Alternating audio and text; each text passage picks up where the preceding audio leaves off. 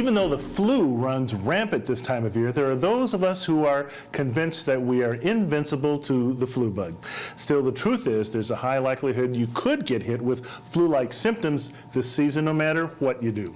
Our next guest, Dr. Ken Redcross, is a board-certified internal medicine physician who says that in the same way someone might prepare for hurricane season, we should also prepare for flu season. According to the good doc, if you wait even 2 days after experiencing the first signs of flu-like symptoms to see a doctor, you can dramatically delay recovery time for an extra 2 or 3 weeks. Dr. Redcross joins us this morning to share the 7 common flu symptoms and how to get flu ready with his ultimate flu survival pack. Welcome, doctor. Thanks for coming in. Thank you for having me, Byron. First of all, why do you think most people are so resistant to get a flu shot? Because many people are in advance of the flu season. I get my flu shot, but I know a lot of people don't. You are so right on that, Byron. I wish I could figure that out. I'd be a very wealthy man. But I can tell you this, I talk to patients a lot about that, and it's kind of all over the place. You know, a lot of people feel that they will not get it. I always talk to patients almost as if it's an insurance, like you get insurance for your car. You need to get insurance for your health and insurance against the flu season as well. Mm-hmm. Okay. Now, how many people do you think will be affected by flu this season, I guess, and who's the most at risk? You know, unfortunately, about 200,000 Americans will be afflicted with the flu due to the complications of the flu. 25%, unfortunately, will lose their life as well. So it's a very serious issue when you talk about the flu shot. I think the other important thing is we always use flu kind of interchangeably. When we're not feeling well, we'll talk about a little flu bug in our stomach, and so we don't take it seriously because of that. We really have to watch the elderly as well, as far as those who are most afflicted by the flu, 65 and older. Most of the deaths, 80 to 90%, are in that group. So you talk about loss of life. I mean, people think about getting the flu. It's more than just getting a little cold. Yeah. I think people don't understand that it's the complications of the flu that are also a problem. One of the biggest complications, pneumonia. You know, it's something everyone says it can't happen to me, but influenza, which is the flu, which is different than some of the other things we get, is something to be really careful about. Okay, let's talk about the top 7 flu-like symptoms that we should be on the lookout for. Absolutely. You know, we always sometimes come in and say we feel a little feverish, but when the fever gets to about 100 degrees or so, we need to really, really be wary of something coming on. A cough or sore throat. Sometimes you can even have a runny nose or a stuffy nose, which can also be consistent with that. Headaches, and it's really those body aches that I really listen out for. That's really what starts to cue me in that we're really dealing with something a little more. And then we also have chills, fatigue, and we see nausea and vomiting. And vomiting we tend to see more in children. Wow. You know, a lot of those symptoms, you know, I think people might have 1 or 2 of them, you know, and think nothing of it. Yeah, absolutely. That's why it's very important to talk to your doctor immediately when you're feeling these symptoms, because that's our job, to kind of sift through what's going on and figure that out. And like I said, for me, when I hear those body aches, those bone-breaking body aches, that clues me into we're dealing with a little bit more than a regular cold. Okay. Now, talk to me about your ultimate flu survival pack that we should have on hand this time of year. Yeah, this is extremely important because, like you mentioned, whenever I think of the flu season, I always liken it to hurricane season because we all know what to do. We prepare and we stockpile. And so these are 4 things that you have to stockpile. My practice is very holistic, and all of these are just that. They're natural. So as we go into the first one here, we have a probiotic. Now, we all have heard of probiotics, and we know they're good for us, but what we may not understand is that we lose a lot of the good bacteria in our gut when we get sick.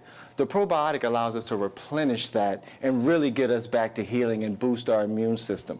You know, with us being in the Boston area, it's perfect because there was a study done on college kids that showed 34% of kids actually got better when they started this, once again, early, 24 to 48 hours into the disease or into the illness. Okay, something you can get at over the counter? Oh, yeah, it's over the counter at a lot of the drug stores, grocery stores as well. So luckily, it's easy to find. Much like the second thing here, this is Oscillo, which is probably the best kept secret. It's a homeopathic remedy.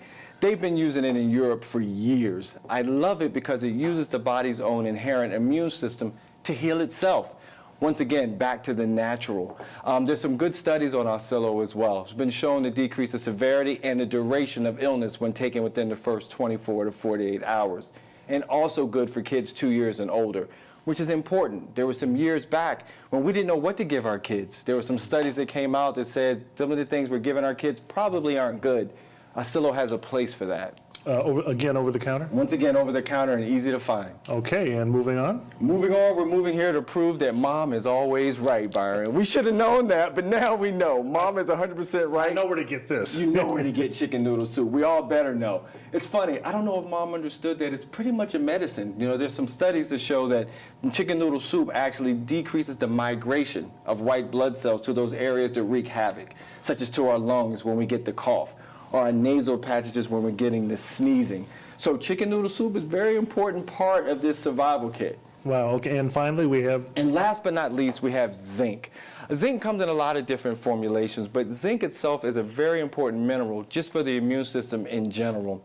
So it's very important that when you feel like you're coming down with something, start zinc lozenges. Also some wonderful studies that shows when taken early, you do get a benefit. What about the top misconceptions people have about flu shots?